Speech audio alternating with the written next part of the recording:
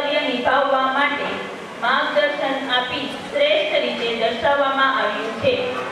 તો કૃષ્ણ ભગવાનના જીવનભર આધારિત કૃતિ લઈને આવી રહ્યા છે અમારા ધોરણ 5 અને 6 ના વિદ્યાર્થીનીઓ.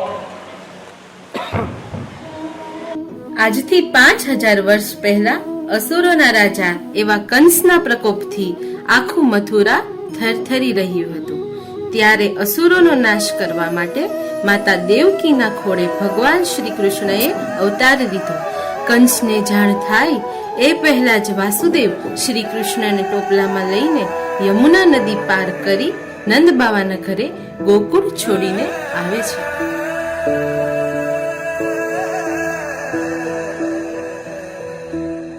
મથુરાની જેલમાં કાન જન્મ્યા,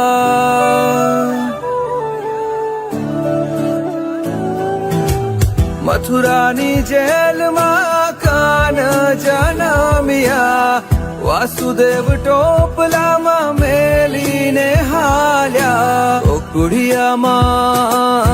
ગોકુળિયામાં મેલવાને જાય મારો શ્યામ કાન, આવીને મારી મટકી ફોડે. અરે રે શ્યામ આવીને મારી મટકી ફોડે.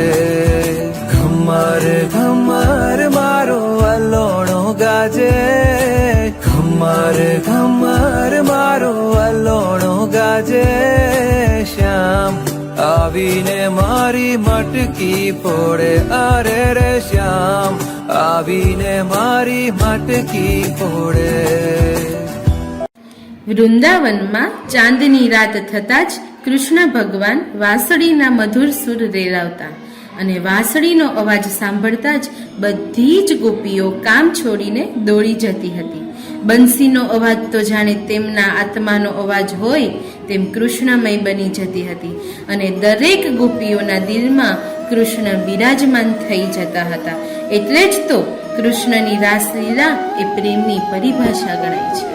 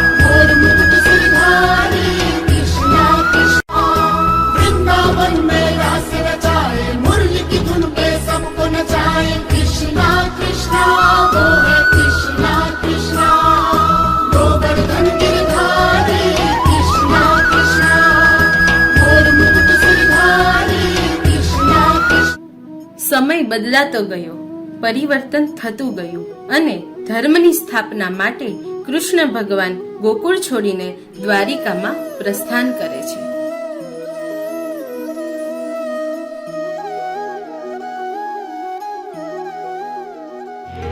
એ કરશન ભગવાન હાલ્યા દ્વારિકાને કાન, કરશન ભગવાન હાલ્યા દ્વારિકાને કાઈ. લીધો રે મણિયારા વાળો વે એલા હોવે હોવે.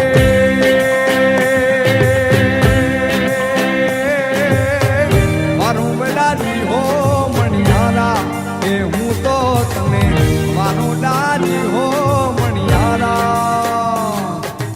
ભગવાન જ્યારે દ્વારિકા પહોંચ્યા ત્યારે સમુદ્રની લહેરોએ પણ તેમનું સ્વાગત કર્યું. ભગવાને અસુરોનો નાશ કરી સૌને સુખ શાંતિ આપી. આમ કૃષ્ણ જન્મથી લઈને દ્વારિકાધીશ સુધીની કૃષ્ણની દરેક લીલા આપણને પ્રેમ, કરુણા અને સત્યના માર્ગ તરફ લઈ જાય છે.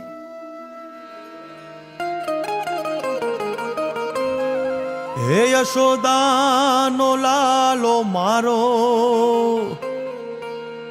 રાજા રણ છોડ છે, એણે મને માયા લગાડી રે. હાલો હાલો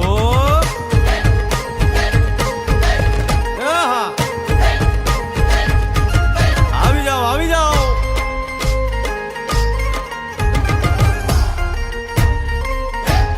ભાઈ ભાઈ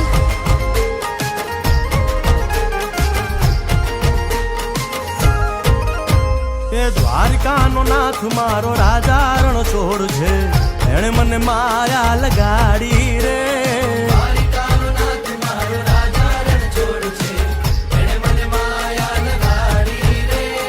એણે મને માયા લગાડી મારા વાલા, એણે મને માયા લગાડી મારા વાલા, હારે મને માયા લગાડી રે.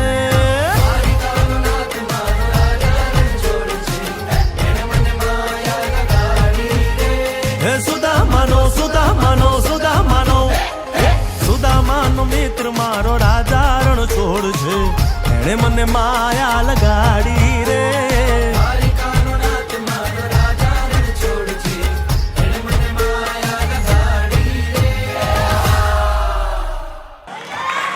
ખૂબ જ સરસ. બાળકોએ વૃંદાવનમાં પહોંચાડી દીધા, વાતાવરણ કૃષ્ણમય બનાવી દીધું. ખૂબ